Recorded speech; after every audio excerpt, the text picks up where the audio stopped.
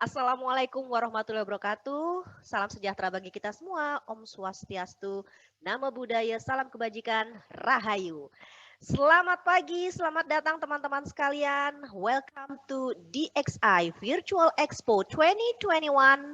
This is the last day. So, ayo kita buat spirit kita hari ini lebih semangat lagi dari kemarin-kemarin. Untuk teman-teman yang ingin berkunjung ke virtual booth kita, silahkan saja. Dan kali ini untuk membuka acara pada pagi hari ini di main stage program kita sudah ada beberapa talk show yang sudah diagendakan dan akan dibuka dengan talk show pertama pada pagi hari ini, yaitu dari APGI atau Asosiasi Pemandu Gunung Indonesia. Tentunya bersama saya Ririn Agustari akan menemani Anda sampai dengan selesai di hari terakhir ini. Dan berbicara mengenai wisata gunung, akan ada pilihan terbaik berwisata di masa pandemi. Nah, bagaimana caranya supaya kita bisa tetap melakukan hobi kita, bisa tetap berwisata di masa pandemi ini, tapi tentunya dengan protokol-protokol kesehatan yang ada. Nanti akan dikupas secara detail oleh teman-teman dari APGI. Ada Mas Ade Wahyudi, ada Mas Bima Saskuandra, Mas Sofyan Arifesa, dan juga ada moderator kita pada pagi hari ini, Mas Rahman Muklis. Baik, selamat pagi semuanya teman-teman. Selamat Hai. pagi. Selamat pagi. Salam sehat, salam lestari, mudah-mudahan Salam sehat.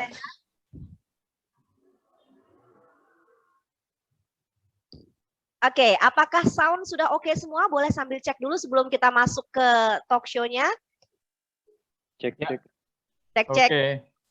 Sudah Ririn.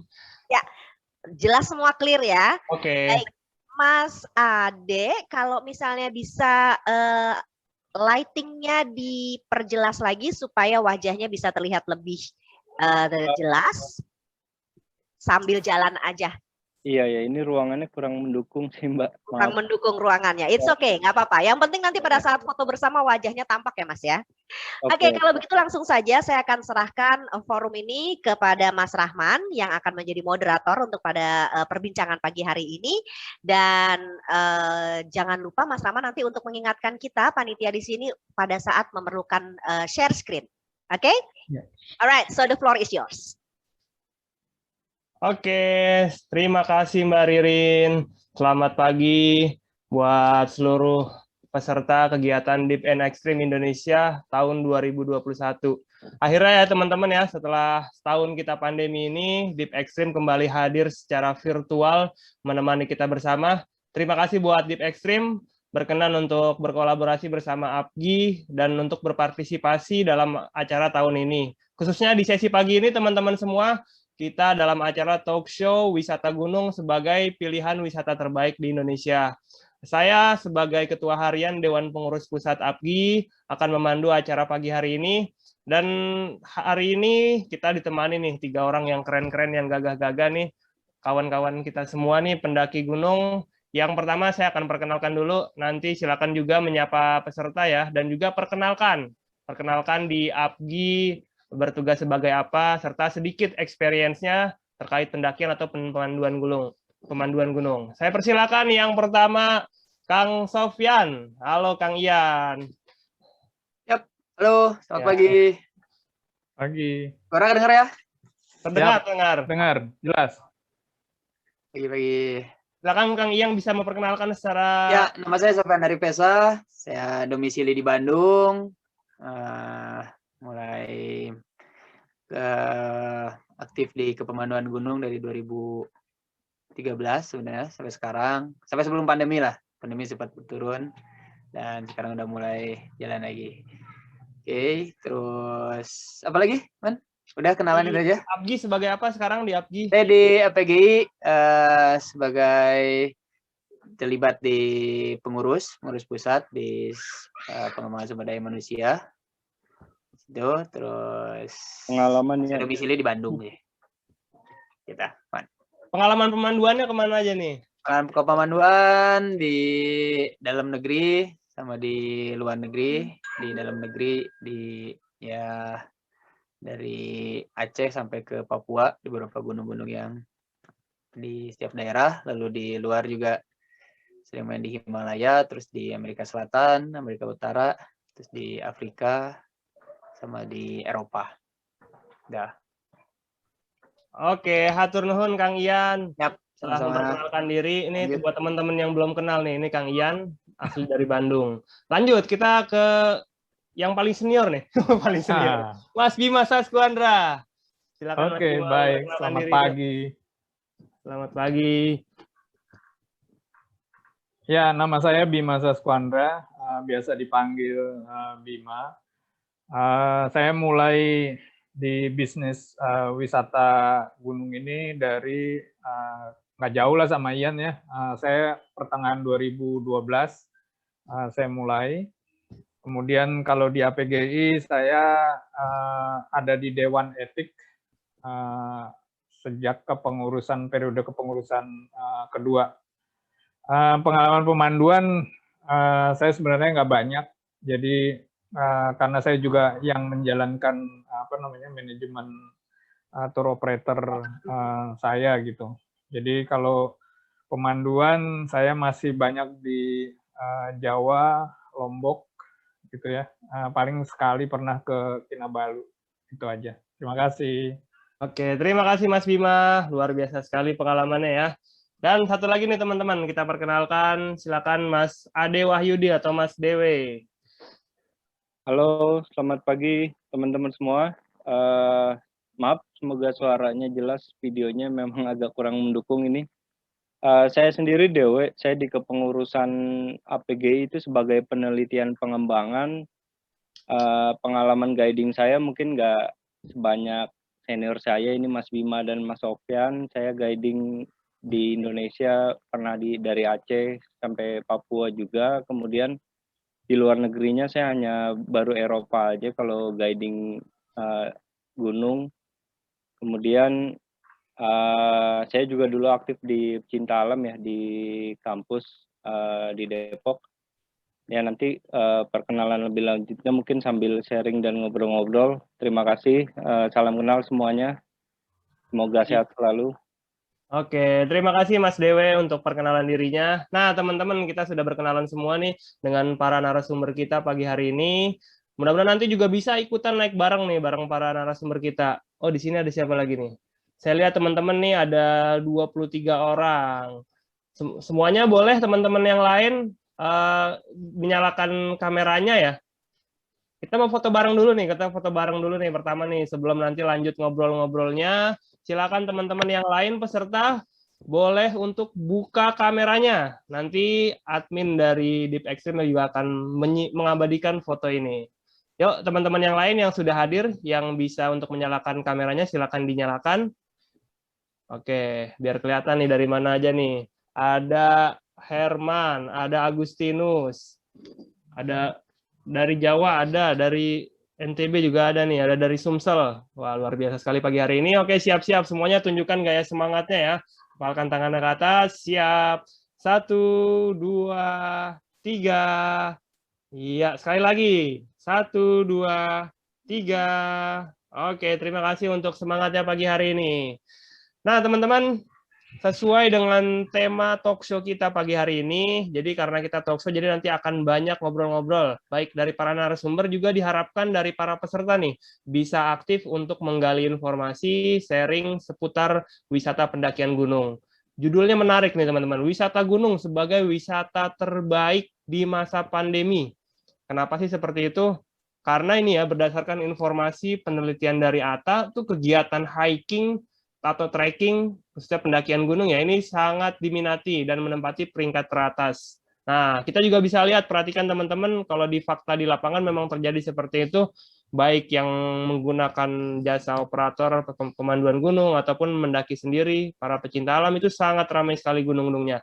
Kenapa sih kira-kira hal itu bisa terjadi? Nah, hari ini akan kita bahas dengan ada 3 pokok bahasan ya. Jadi yang pertama nanti sharingnya, kita akan kenal lebih dekat potensi gunung-gunung Indonesia. Apa sih gunung-gunung yang menarik, punya daya tarik apa, dan ini diharapkan bisa menjadi pilihan buat teman-teman sesuai dengan minatnya, baik dari yang kelas low, medium, sampai dengan hard. Nanti akan dijelaskan potensi-potensi destinasi menarik di Indonesia.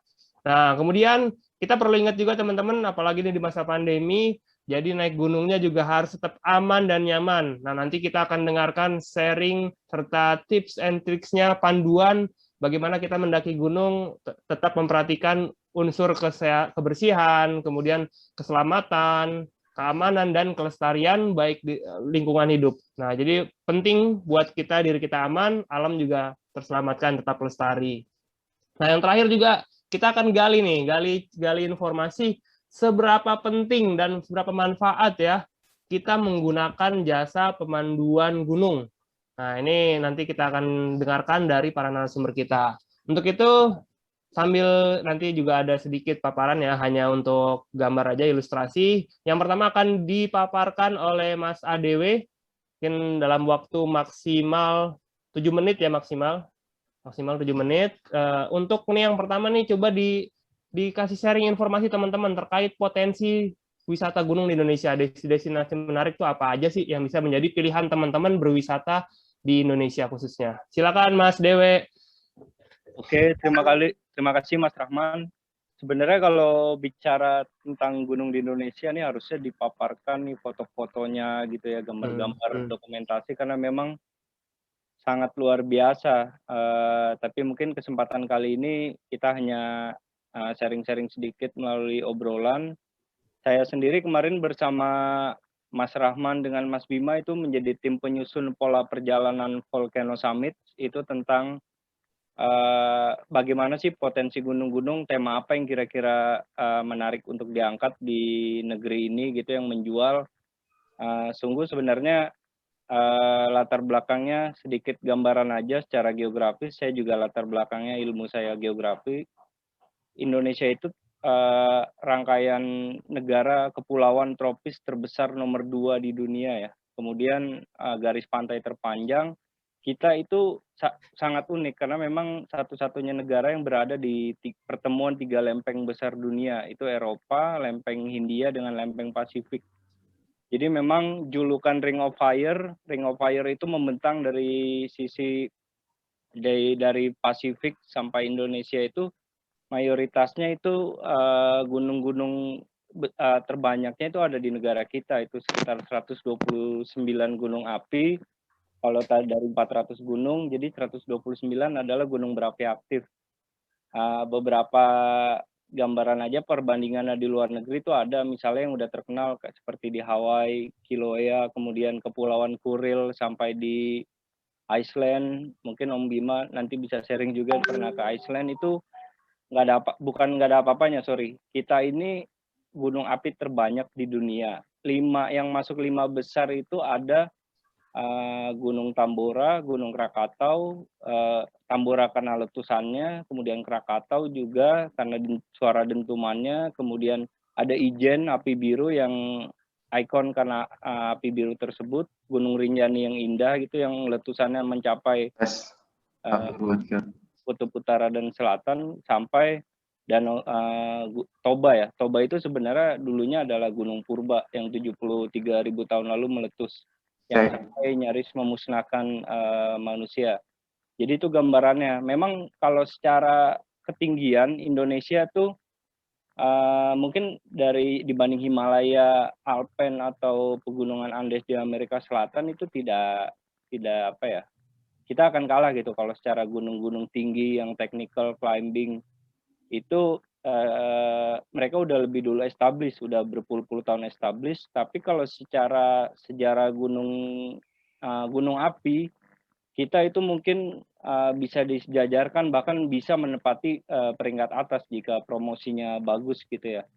Jadi memang ini PR kita bersama nih, harus lebih menggencarkan bagaimana promosi Indonesia ini menjadi surga gunung api, surga dalam artian positif ya. Memang gunung api ini di satu sisi juga memberi banyak dampak bencana segala macam, tapi kan efek lainnya itu ada meningkatkan kesejahteraan masyarakat melalui kesuburan tanah, kemudian juga secara pariwisata bentang alamnya sangat menarik, seperti itu ya.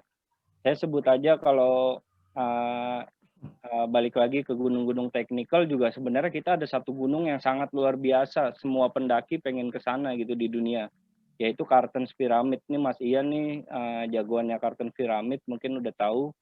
ada di Papua itu salah satu Seven Summit itu hampir tidak tergantikan karena memang itu adalah gunung tertinggi di pertemuan lempeng Pasifik dengan lempeng Hindia Australia seperti itu ya.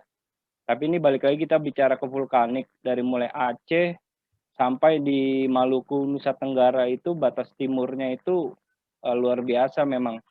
Kita mulai dari Gunung Leuser. Leuser ini sebenarnya dominannya bukan vulkanik ya, tapi ada gunung-gunung di Aceh ini yang vulkanik. Kemudian Kerinci itu gunung Asia di Tenggara yang sangat indah gitu. Dia gunungnya masif, masih berbentuk kerucut sempurna.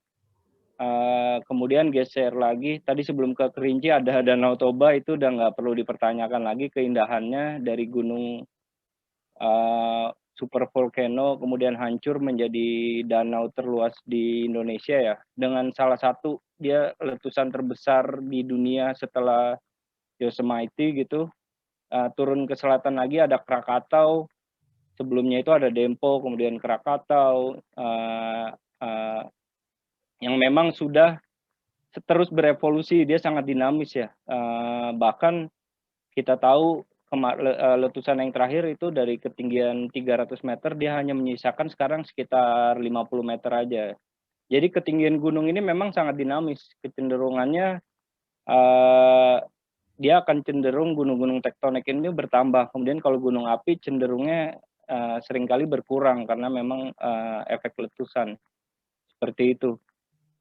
Di Jawa ada Gunung Merapi. Jawa mungkin yang paling banyak gunung berapinya. Di dalam satu pulau ada Ciremai, Merbabu, dan sekali lagi ini semua butuh diangkat ya dengan tema-tema yang menarik. Apakah seperti Indonesia Volcano Summit, buku yang udah baru saja kami keluarkan bersama Kemenparekraf, atau mungkin Seven Summit Indonesia yang sekarang banyak dikejar oleh pendaki Nusantara maupun Asia Tenggara secara khusus seperti itu ya. Di Bali ada Gunung Agung, Rinjani yang indah, sampai ke Flores sana tuh ada gunung-gunung berapi kecil yang mungkin beberapa jarang mendengar namanya seperti Inerie, Egon, Kelimutu. Kelimutu udah terkenal, udah dari sejak dulu orang-orang udah tahu Danau Tiga Warna itu, sampai terus ke Banda sana di Maluku Utara juga ada gunung seperti gunung-gunung api sampai ke gunung api bawah laut di dekat di Pulauan Sangihe. Kurang lebihnya seperti itu. Memang ini kalau untuk mendeskripsikan pariwisata baiknya sih pakai gambar-gambar yang menarik gitu. Nanti mungkin kita bisa sharing bukunya, di situ ada foto-foto, kemudian informasi geografis, detail untuk teman-teman bisa baca-baca. Nanti kita share di mana ya, biasanya di grup WA atau di chat ini bisa di-share nanti. Kurang teman-teman di chat. Oke, nanti akan di-share ya. Terima kasih Mas Dewe untuk paparan awalnya nih tentang pesona Gunung Indonesia. Tadi diceritakan ya, salah satu daya tariknya adalah Indonesia memiliki banyak sekali gunung api, yang itu tadi dijelaskan juga salah satunya tertuang nih dalam sebuah buku Indonesia Volcano Summit. Nah, nanti teman-teman juga nanti kita APGI juga akan mengadakan acara tersendiri ya untuk launching buku tersebut, dan nanti teman-teman bisa lihat lebih dalam tentang informasi buku tersebut. Secara garis besar tadi sudah diceritakan Mas Dewe ya, banyak sekali potensi gunung-gunung Indonesia yang indah sekali. Nah, dipersilakan buat teman-teman nanti sambil mendengarkan paparan dari narasumber yang kedua, teman-teman yang mau bertanya terkait destinasi wisata gunung di Indonesia, silakan boleh ditulis dulu di kolom chat. Jadi nanti setelah paparan nanti saya akan persilakan untuk kita diskusi. Oke.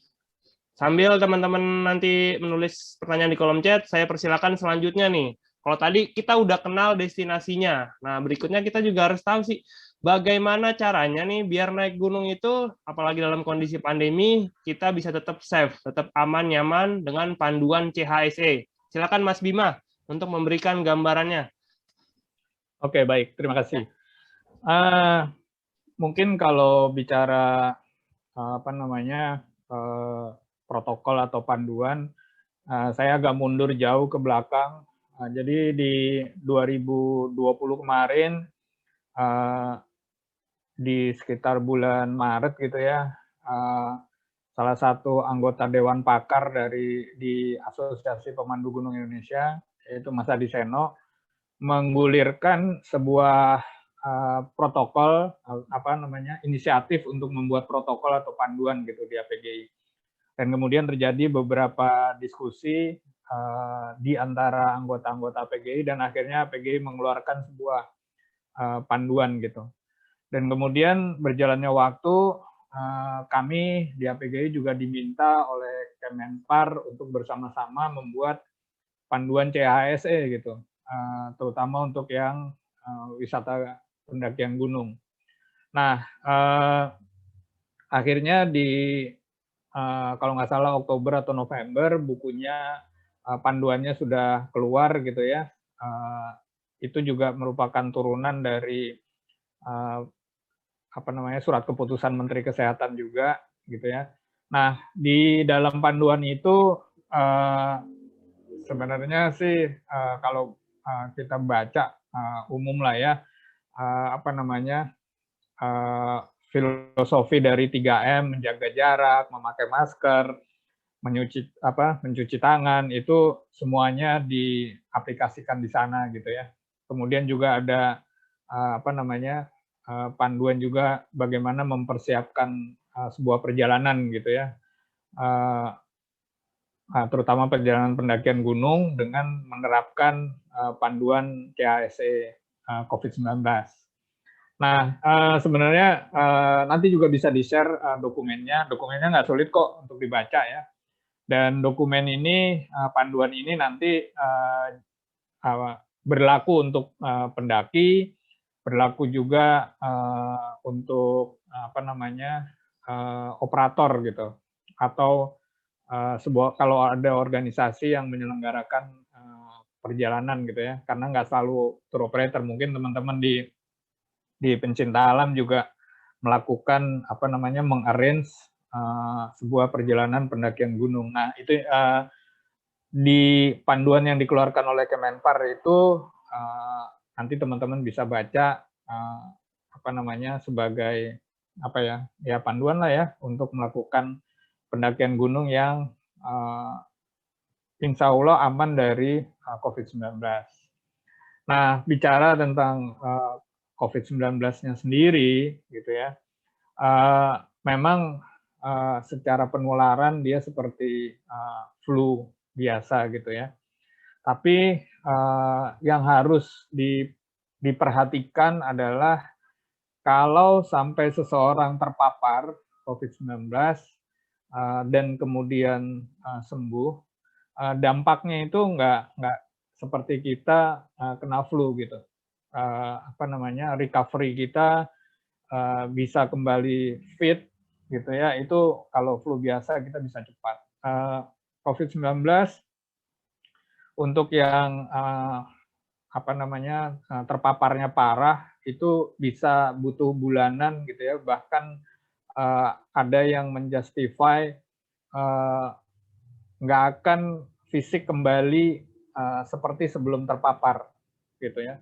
Apalagi kalau paru-parunya sampai fibrosis, seperti tergores gitu ya, karena luka gitu. Jadi impact dari COVID-19 ini nggak main-main gitu. Dan kemudian juga karena tracingnya juga agak sulit gitu ya. Sekarang sih udah jauh lebih baik nih. Swab antigen, Genos, dan segala macam alat tesnya udah banyak tersedia gitu ya. Kalau kita mundur 1 tahun lalu, tracing itu sangat testingnya sangat sulit dilakukan, tracingnya juga sulit dilakukan gitu ya. Treatmentnya juga sulit dilakukan. Sekarang setahun kemudian 3T-nya makin baik nih, tapi bukan berarti impact dari si COVID-19 ini bisa diabaikan gitu, enggak. Apalagi kalau buat teman-teman yang memang hobinya mendaki gunung gitu, atau bahkan hobinya sampai serius Ini kayak Ian nih, hobinya sampai serius gitu ya. Dan kemudian dikonversi menjadi profesi gitu. Nah, jika seseorang terpapar COVID-19, maka recovery-nya akan lama dan bahkan mungkin tidak bisa kembali lagi gitu ya, alias hobinya jadi terancam, profesinya juga jadi terancam gitu. Nah, kemudian karena penularannya juga cepat gitu ya, dan ini ada mutan-mutan baru hasil mutasi ya. Kemarin yang terakhir saya baca di Vietnam ada mutasi dari COVID-19 yang berasal dari India dan Inggris gitu, yang kemampuan menginfeksi manusia lebih cepat lagi gitu. Nah, jadi walaupun kita beraktivitas di alam yang mungkin probabilitasnya rendah terinfeksi COVID, tapi tetap panduan ini sebaiknya dijalankan gitu ya dengan disiplin supaya itu tadi ya menjaga diri kita sendiri dan menjaga orang lain. Mungkin sedikit update juga untuk Indonesia di awal Mei kemarin fatality rate-nya ya, tingkat kematiannya sekitar 2,7% dari sekitar 1.677.000 kasus gitu. Jadi ya memang kalau dilihat dari persentase kematian mungkin Indonesia bukan yang tertinggi gitu, tapi kembali lagi tidak ada salahnya untuk kita semua saling menjaga diri kita, orang lain gitu ya, termasuk juga ketika kita berwisata bahkan di tempat-tempat yang mungkin jumlah orangnya sangat sedikit seperti di gunung gitu. Kira-kira itu aja sih Man, review tentang CHSE di wisata pendakian gunung gitu.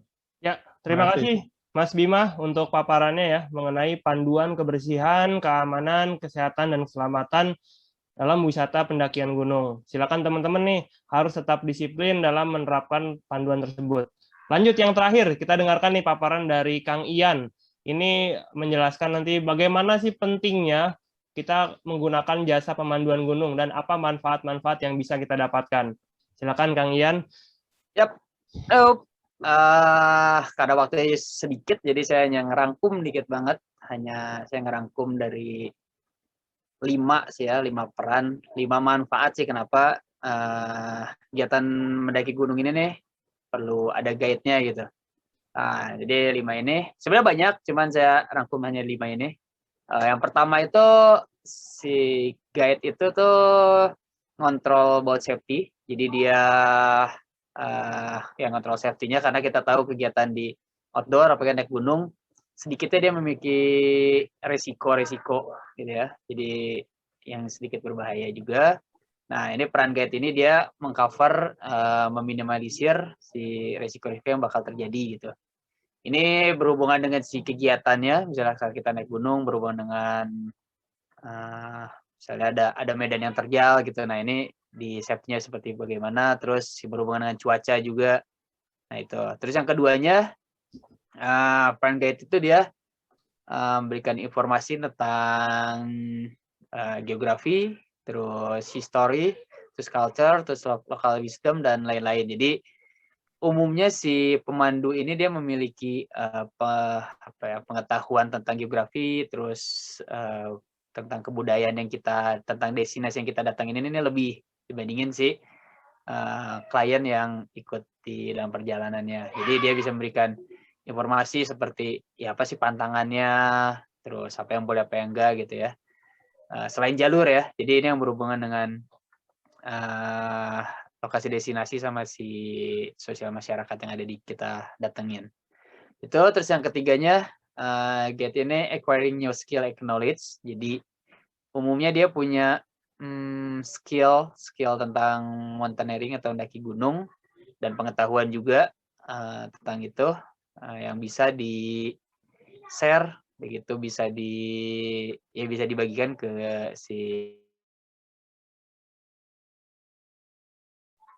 mungkin aja dia punya skill yang lebih atau pengetahuan lebih, tapi untuk destinasi yang tertentu mungkin si guide ini nih karena dia udah tahu nih, oh ini saya tahu nih jalur ini kita harus pakai kayak cara kayak gini nih, style kayak gini nih, gayanya gini.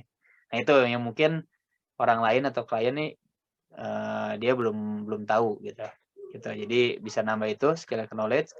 Nah gitu yang keempatnya ini bisa optimizing your adventure. Jadi si klien ini bisa mengoptimasi bahwa apa sih keinginan dia untuk mendaki gunung atau berpetualang, karena ini bakal beda-beda banget. Jadi setiap orang nih sebenarnya punya minat bakat atau punya keinginan pribadi yang berbeda naik gunung. Ya umumnya kita tahu mungkin hanya naik gunung, puncak. Nah tapi kan beda-beda, ada yang saya pengen lihat pemandangannya, saya pengen lihat landscape-nya, saya pengen tahu budayanya kayak gimana, terus saya pengen, ini saya berhubungan dengan spiritual misalnya itu. Nah itunya bisa dimaksimalkan.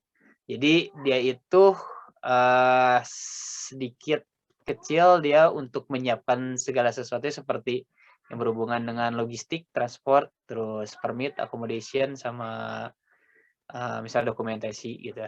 Jadi si guide ini dia support atau ngebantu yang berhubungan tadi seperti logistik. Jadi kita nggak perlu mikirin capek banget gitu untuk nih kita harus makan apa, siapin apa, terus sampai satu camp kita harus nyiapin tendanya, terus kita harus masak nih gitu. Terus nanti berhubungan di bawahnya transportasi akomodasi ini kita harus gimana nih, tempatnya kayak gimana, terus perizinannya kayak gimana. Nah itu sebenarnya sih guide ini dia ngebantu save time and energi gitu ya. Jadi buat si kliennya. Jadi dia nggak perlu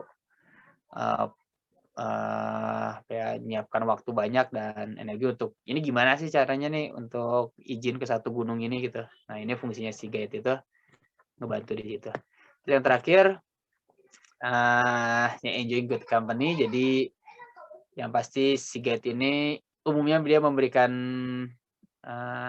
karena berhubungan dengan service, jadi dia memberikan perjalanan yang nyaman, yang fun. Gitu. Dalam setiap perjalanan juga kadang si guide ini menyemangati si perjalanannya, dan dia sebagai partner dalam perjalanan juga. Saat kita lelah, kita capek, kita butuh apa, nah itu ya partner kita. Selain mungkin kita punya teman pendakian atau misal orang lain, ya yang paling utama biasanya si guide gitu. Kalau misalnya kita pengen apa saat lagi di aman gunung, umumnya sih kita obrolin pertama tuh sama si guide dulu, kita diskusi dengan dia, baru teman, baru ke orang lain kalau misalnya ada kendala.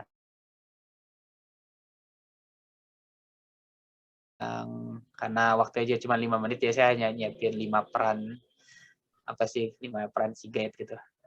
Walaupun sebenarnya banyak banget kegiatan di lapangannya. Oke, hatur nuhun Kang Ian. Nah teman-teman, tuh tadi kita dapat wawasan lagi tuh bagaimana pentingnya dan bermanfaatnya kita menggunakan jasa pemanduan gunung. Nah, itu sehingga membuat perjalanan kita menjadi lebih aman, lebih nyaman, dan lebih bermakna. Nah, untuk itu tadi kita sudah dengar semua nih paparan dari 3 narasumber. Kita lanjut aja buat teman-teman yang ingin bertanya, saya persilakan. Atau mungkin dari Mbak Ririn atau tim di BIP Extreme nih yang mau nanya juga silakan. Ya, khususnya yang ikut langsung secara live di Zoom ini, juga barangkali ada teman-teman di sini yang menyaksikan melalui kanal media lainnya, melalui dxcvirtual.com. Silakan yang di Zoom dulu, yang di Zoom saya persilakan untuk ada pertanyaan nih. Silakan boleh tulis di kolom chat ya. Nih saya lihat ada Berry Arista dari Lampung. Lalu ada juga Alwan, ada Atika, ada Muhammad Ferry, Neni, Rian, Safrin, Septian. Silakan teman-teman. Sambil menunggu saya akan coba bertanya juga ya. Yang pertama nih buat Mas Dewe. Tadi kan menceritakan tentang destinasi ya. Kira-kira nih kalau buat teman-teman yang pemula ya, atau barangkali belum pernah naik gunung, nah, misalnya entah itu bawa anak-anak atau bawa keluarga, Itu kira-kira destinasi mana aja yang cocok nih buat anak-anak, buat keluarga, buat yang baru memulai mendaki gunung? Iya, terima kasih. Indonesia ini beragam ya, landscape gunungnya itu. Jadi kalau di luar sana membagi aktivitas pendakian itu ada istilahnya hiking, trekking, sampai yang climbing ya, yang paling tinggi. Kalau ada tambahan bisa ditambahin Mas Ian atau Mas Bima. Ya. Kalau untuk kategori hiking itu yang paling ringan itu gunung-gunung seperti misalnya Papandayan yang gampang diakses, kemudian Ya. Gunung Ijen sampai di tepi kaldera ya itu relatif mudah dijangkau ya 2-3 jam kita udah bisa lihat pemandangan yang bagus gitu. Tapi kalau mau turun ke dalam kalderanya lihat api biru memang itu diharuskan memakai pemandu sebenarnya, baik warga lokal, penambang ataupun guide yang udah bersertifikat ya, seperti itu. Kemudian ada Gunung Prau. Gunung Prau ini kalau untuk mau belajar ngecamp atau papandayan, mau bikin camp tapi tidak terlalu jauh jalannya juga cocok.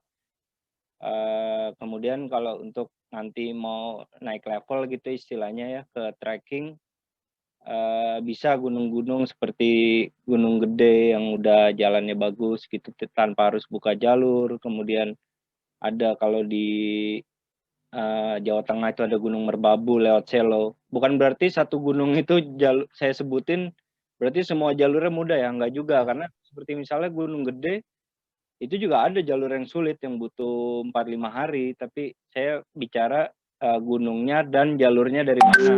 Nah, kurang lebih seperti itu. Kalau Papandayan mungkin naiknya dari Camp David, kemudian Gunung Prau dari Patak Banteng, itu juga cukup mudah kalau buat pemula. Kalau yang di Sumatera mungkin trekking-trekking ke Gunung Kaba itu ya, Taman Wisata Alam Gunung Kaba. Kalau di Sulawesi itu ada gunung-gunung seperti apa tuh, Mahawu ya. Ya. Mahawu itu setahu saya juga gampang. Kalau Kalimantan kayaknya hampir semua gunungnya lumayan berat ya, termasuk Papua juga. Tapi ada mungkin jalur-jalur yang singkat-singkat itu yang 2-3 jam tanpa harus camping. Ya. Kalau mau belajar camping buat pemula sebaiknya nggak usah lama-lama, mungkin 1 atau 2 malam aja dulu, maksimal 2 malam lah ngerasain. Kalau udah nyaman, baru ini juga terkait dengan masalah safety juga ya. Ya. Dan memang sebaiknya kalau pemula itu didampingi pemandu sih, baik yang pemandu profesional ataupun misalnya kalau di komunitas ada pelatihnya gitu. Kurang lebih seperti itu. Oke, terima kasih informasinya. Nah, kalau teman-teman yang di kota besar nih, ini sekarang kan lagi rame ya, ada perjalanan one day gitu ya. Itu di Jakarta tuh kemana aja tuh? Karena saya sempat lihat juga rame nih, banyak trennya sekarang one day. Oh iya, iya. Kalau Jakarta sekitarnya gitu maksudnya Ya, Jabodetabek. Jabodetabek. Biasanya sih trekking, tapi itu bukan naik gunung ya, trekking ke Oh, oke, trekking ya. wilayah Sentul itu perbukitan. Kalau gunungnya yang one day trekking itu bisa ke Kawaratu, itu di kaki Gunung Salak itu bisa one day trekking juga sebenarnya. Ada lagi di daerah Gunung Kencana ya. Tapi itu agak berat sedikit kalau mau one day trekking, jadi harus agak lebih dipersiapkan seperti itu. Oke, ya terima kasih informasinya. Nah, buat jadi masukan teman-teman nih yang mau cari referensi mendaki gunung jarak singkat, kemudian waktunya bisa 1 hari. Nah, standby ya, lanjut nih ada pertanyaan nih dari Mas Diman Febrianto. Ini barangkali untuk Mas Bima ya. Di dalam panduan, apakah ada batas kawasan gunung mana yang masuk cagar alam atau lainnya gitu? Klasifikasi gunungnya maksudnya mungkin. Mas Bima, silakan. Di dalam panduan adakah Ini, batas? mohon maaf, pertanyaannya agak Rancu ya? Ya. Jadi kalau bicara panduan yang saya bicarakan tadi, itu panduan CHSE ya.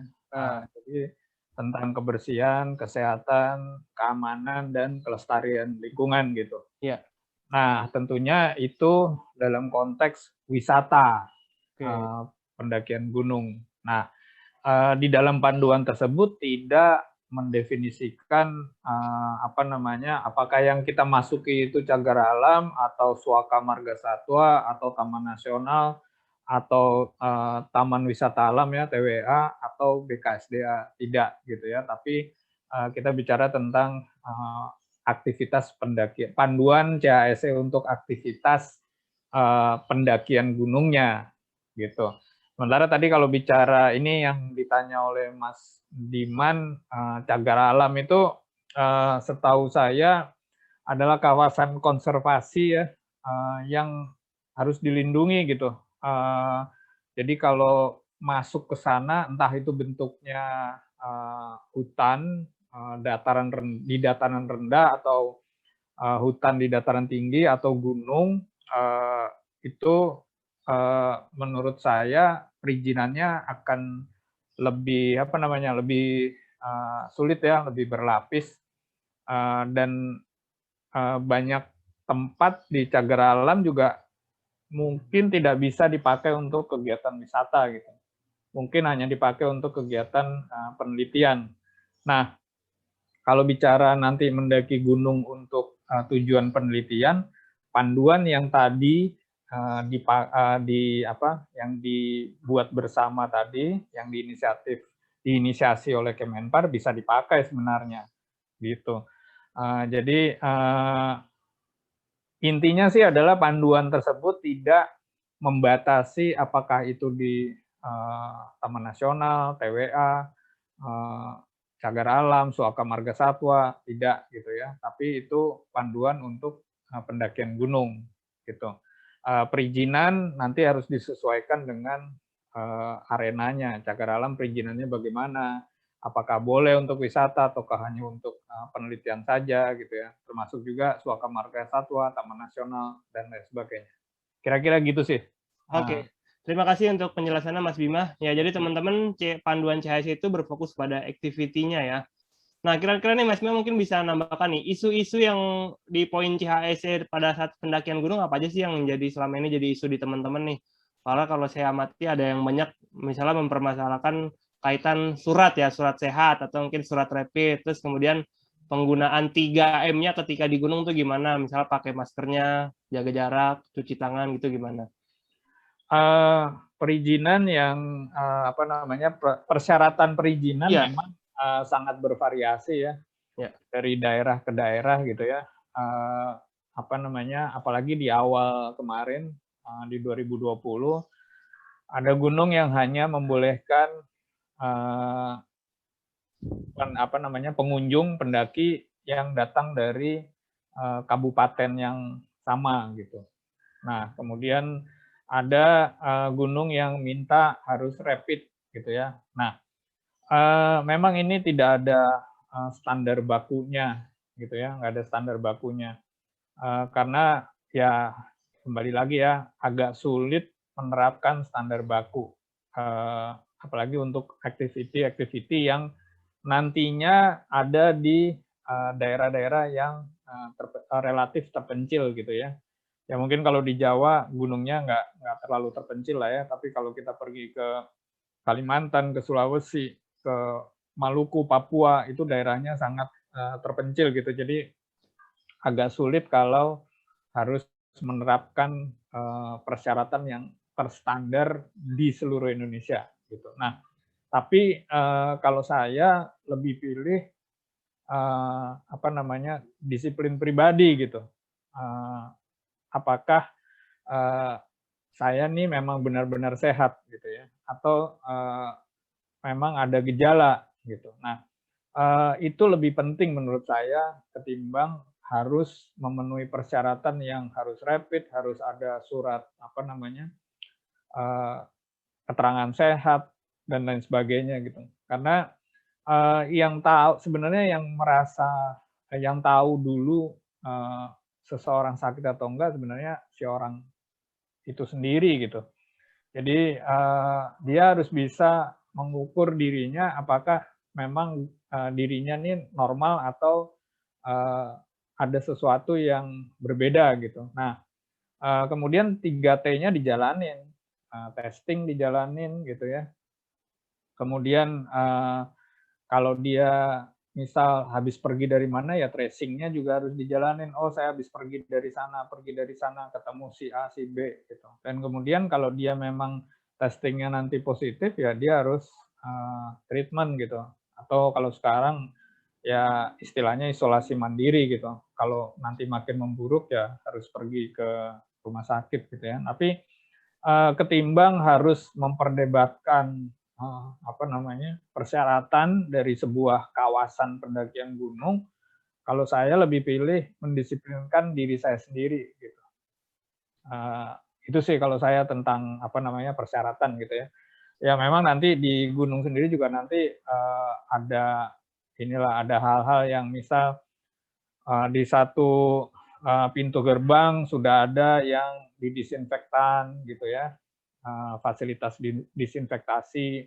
Ada gunung yang tidak punya gitu. Ada gunung yang di pintu masuknya memberikan fasilitas cuci tangan gitu.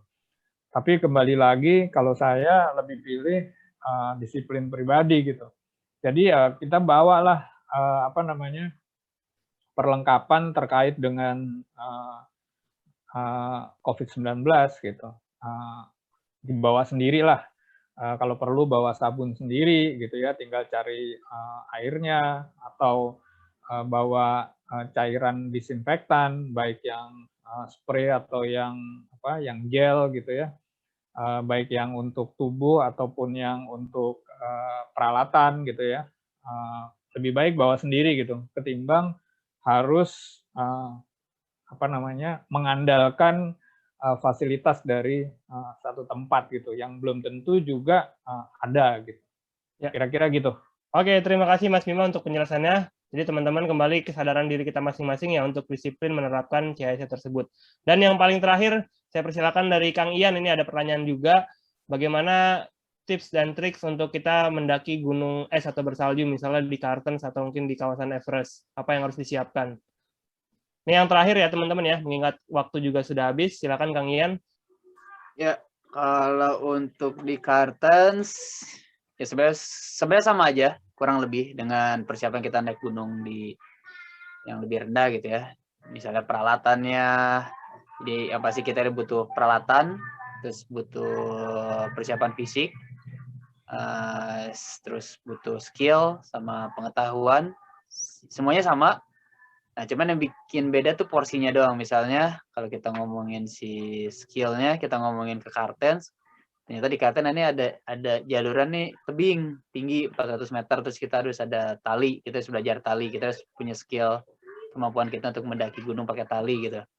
Itu atau misalnya ke Everest ada medan bersalju, ya kita gimana caranya nih skill kita jalan di salju nih kayak gimana, dan karakter salju yang seperti apa itu banyak juga kan, misalnya yang hard snow atau soft snow atau powder itu kayak gimana. Nah itu akhirnya tuh yang bikin beda ya itunya aja.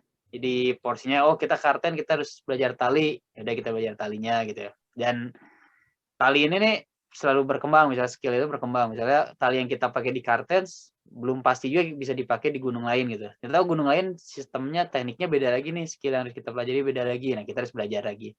Gitu. Jadi umumnya akhirnya setiap gunung bakal berbeda-beda nih.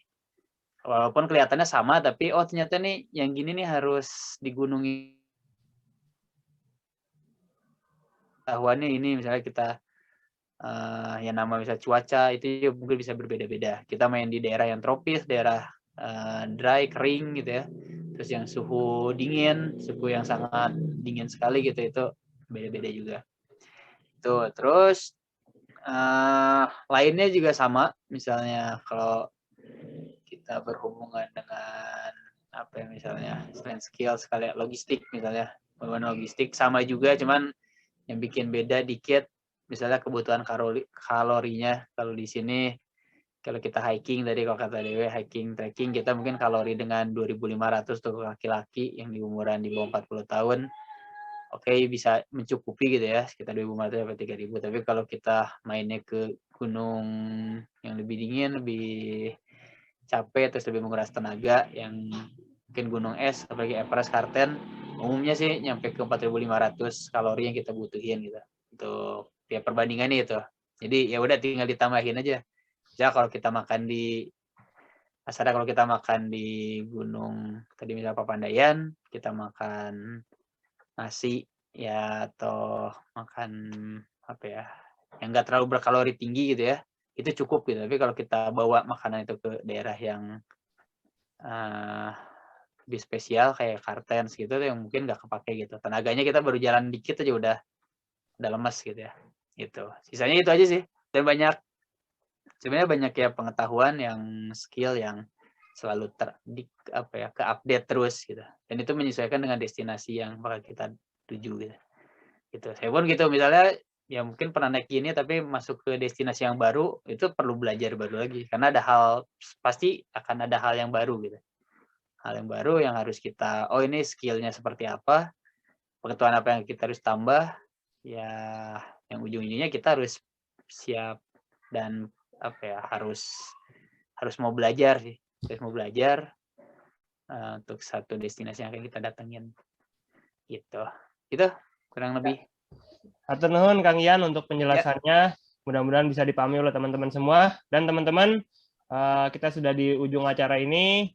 Jadi saya simpulkan ya, wisata pendakian gunung ini merupakan salah satu wisata favorit yang sangat diminati, apalagi khususnya di masa pandemi ini, karena ya kita menyadari bahwa kegiatan mendaki gunung itu menyehatkan badan kita, menyegarkan dengan suasana alam pegunungannya, dan tentu membuat kita menyenangkan, sehingga itu akan mendukung juga hormon kita sehat jiwa dan raga kita.